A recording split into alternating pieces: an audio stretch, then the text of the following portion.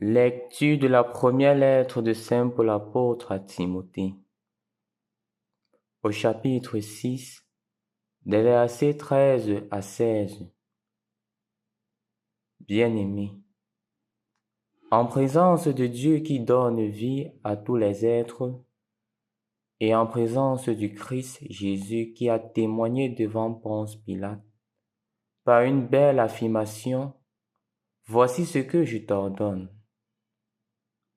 Garde le commandement du Seigneur, en demeurant sans tache, irréprochable, jusqu'à la manifestation de notre Seigneur Jésus-Christ.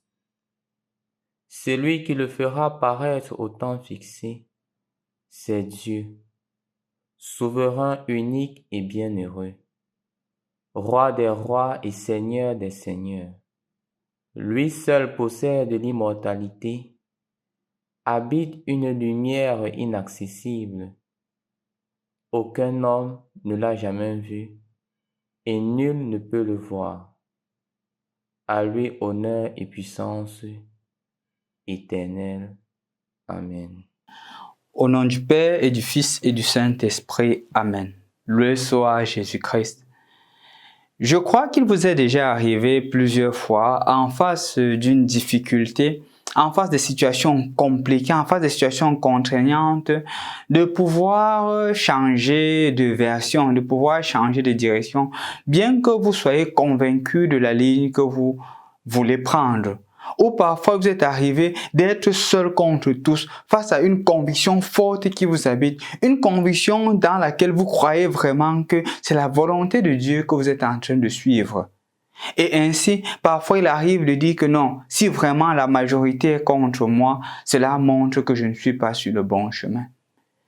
La foi chrétienne implique justement que la majorité peut se tromper.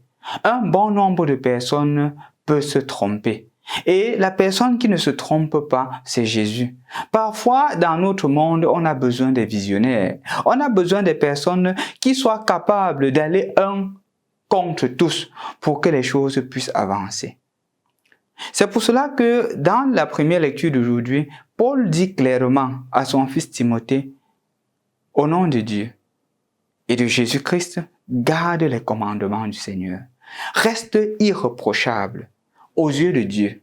Efforce-toi à demeurer irréprochable contre tout le monde. Tu dois être capable d'aller parce que tu gardes les commandements du Seigneur. Personne ne pourra peut-être te comprendre quand on sera convaincu de cela. Peut-être les membres de ta famille diront que tu es dans la sorcellerie parce que tu te lèves, tu pries, tu es fidèle au Seigneur. Il y a un changement substantiel dans ta vie parce que c'est le Seigneur que tu suis. Et suivant le Seigneur, tu ne seras pas déçu. Ça tombe à pic que cette partie de l'évangile est lue en ce jour. Pourquoi? Parce que nous célébrons Saint Padre Pio. Saint Padre Pio qui est né en Italie, qui a grandi dans une foi chrétienne avec les parents qui étaient chrétiens, qui partageaient la foi chrétienne et qui s'est engagé dans la vie religieuse, spécialement chez les franciscains où il est devenu prêtre et qu'à travers lui Dieu a fait beaucoup de miracles.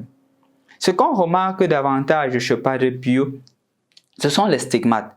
En effet, il est le premier homme, à part Saint Paul, d'avoir eu les stigmates. Pour lui, étaient des stigmates visibles. Les stigmates au point où il sentait une forte douleur. Mais la différence avec sa douleur, c'est que ça ne sentait pas.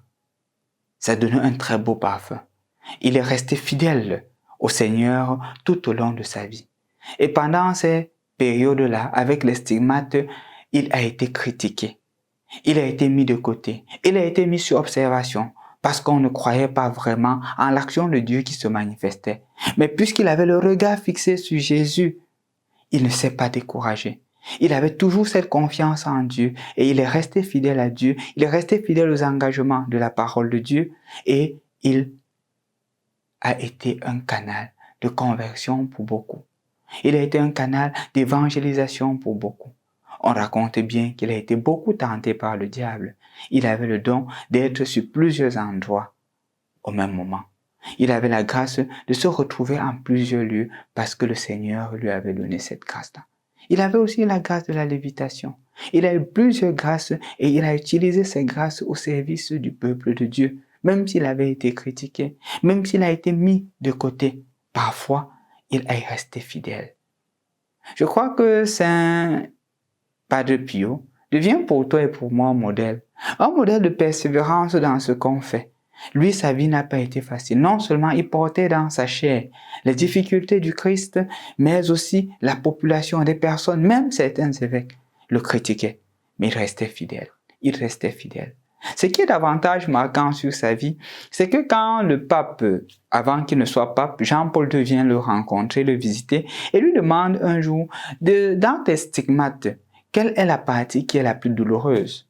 Il s'attendait à ce que Padre Pio dise le côté, mais Padre Pio n'a pas dit le côté, il a dit l'épaule. On était un peu surpris. Justement, Jésus a aussi porté la croix. Et cette partie est la plus difficile parce qu'il la porte pour les autres. Il la porte pour que le règne de Dieu avance. Tu peux avoir des stigmates. Parfois, tu n'as pas de partie difficile. C'est le fait que tu portes le manque d'acceptation des autres. Tu portes le rejet des autres. Mais dis-toi que si c'est la volonté de Dieu que tu es en train de suivre, tôt ou tard, ils comprendront. Mais rassure-toi que c'est la volonté de Dieu et non ta volonté. Et si tu suis Dieu, tu verras, tôt ou tard, les gens finiront par comprendre. Ne te décourage donc pas dans tes convictions. Reste attaché au Christ comme Padre Pio l'a fait. Et tu verras que le Seigneur avec toi fera des prouesses. Célébrant Padre Pio aujourd'hui, demandons aussi la grâce d'être des personnes qui soient capables de garder les commandements du Seigneur, même au milieu des situations les plus difficiles. Au nom du Père et du Fils et du Saint-Esprit. Amen.